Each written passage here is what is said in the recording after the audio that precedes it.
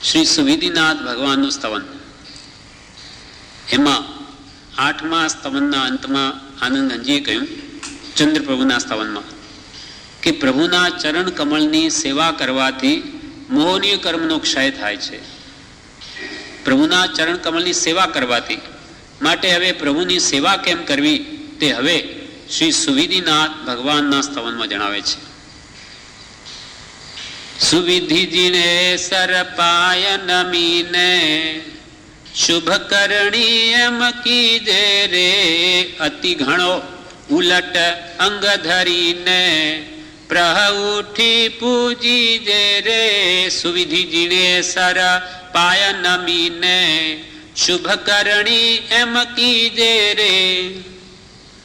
સુવિધિ જીણેશ્વર પાય નમીને, સુવિધિ જીનેશ્વર ભગવાનના ચરણ કમલમાં પ્રણામ કરીને, પાય નમીને શુભ કરણી એટલે જેનાથી પુણ્યનો બંધ થાય એવી શુભ કરણી એટલે શુભ ક્રિયા એમ કીજે રે, આ પ્રમાણે કરવી.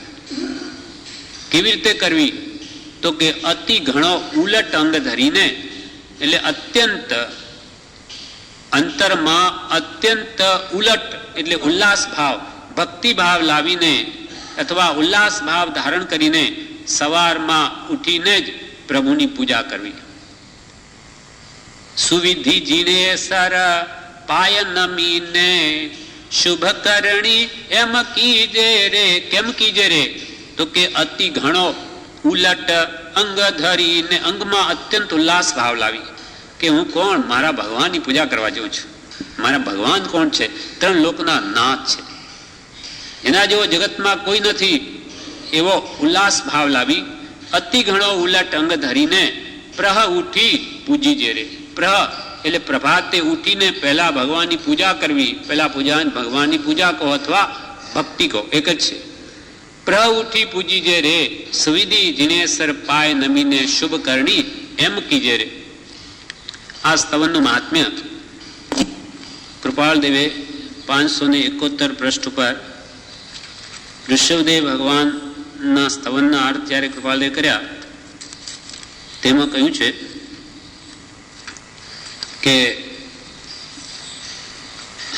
કે સુવિધિનાથ ભગવાનનું સ્તવન આગળ કહેશે આનંદગંજી, તે પ્રસંગે અમે વિસ્તારથી તમને કહીશું કે આ ઉપાસના કેવી રીતે કરવી ભગવાનની. ઋષભદેવ ભગવાનના સ્તવનના અર્થ કૃપાલે લખે છે ત્યાં આ વાત જણાવે છે. એટલે એમને બધું લખવાની ઈચ્છા ભાવના હતી, એ તો કોઈ આપણું પુણ્ય ન ઉદય નહીં, તેથી બધા સ્તવનોના અર્થ લખાયા નહીં. તે પહેલા સ્તવનની પહેલી ગાથા વિસ્તારથી કહે છે તેમાં લખે છે. કૃપાલે કહે છે કે જે જાણી અરિહંતે દબ ગુણ પજ્જેમ ય સો જાણી નિય અપ્પા મોહ ખલુ જાય તસલેમ.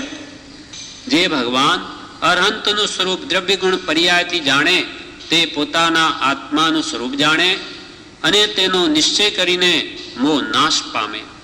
એટલે જે ભગવાન અરહંત ભગવાનનું સ્વરૂપ દ્રવ્ય હતી એટલે શુદ્ધ આત્મ દ્રવ્યને, અને ગુણ એટલે જ્ઞાન દર્શન સુખ વીર્યાદિ ગુણોને, અને પર્યાયથી એટલે શુદ્ધ પર્યાય જે ભગવાન પામ્યા કેવી રીતે પામ્યા તે પોતાના તે જાણે, તે પોતાના સ્વરૂપને પણ જાણે અને તેનો નિશ્ચય કરીને તેનો મોહ નાશ પામે. એટલું નક્કી કરીને તે જીવનો મોહ પણ નાશ પામે.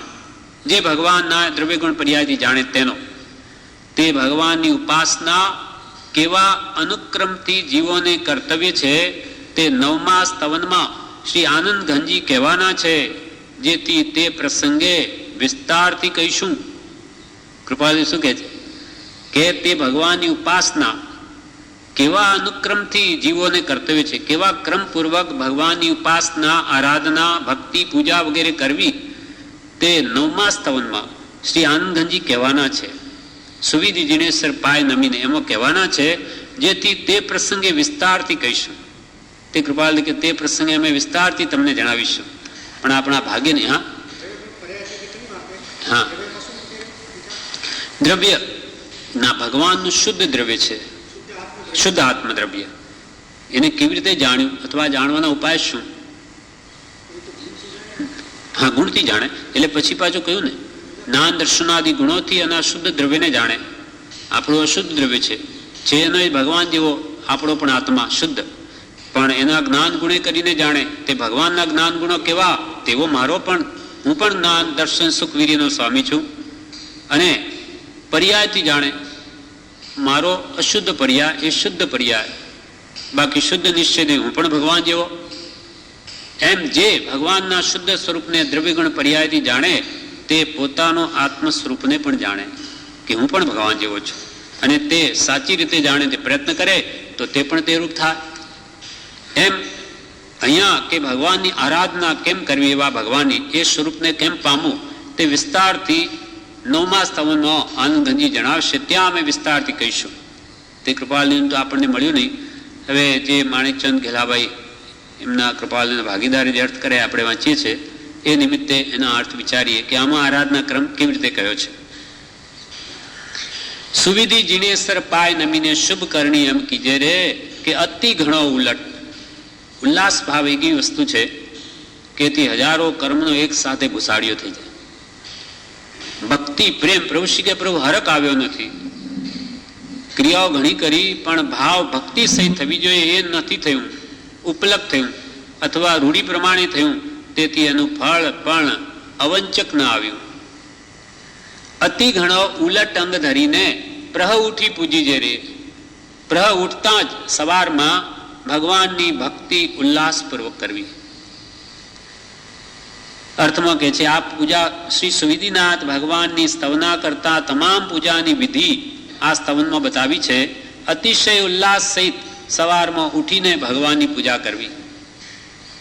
આ પૂજા કેમ કરવી તે નીચે બતાવ્યું છે. વળી આ પૂજા શુભ કરણી, વળી આ પૂજા છે તે શુભ કરણી છે, એટલે તેનાથી શુભ એટલે પુણ્યબંધ થાય એમ બતાવ્યું છે. પૂજા કરવા યોગ્ય છે એમ પણ જણાવ્યું છે. એમ હવે બીજી ગાથામાં આ પૂજા કેવી રીતે કરવી તે જણાવે છે ભગવાનની.